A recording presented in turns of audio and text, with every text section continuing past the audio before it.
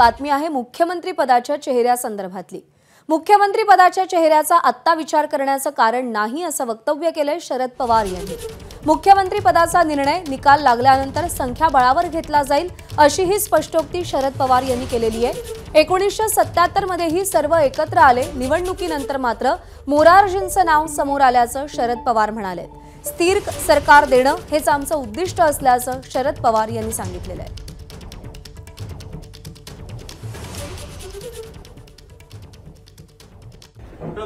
मुख्यमंत्री पदाच्या चेहऱ्याच्या निवडणुकीला सामोरे जातात अजिबात आलेले नाही। त्याचा आत्ता विचार करायचं काही कारण नाही।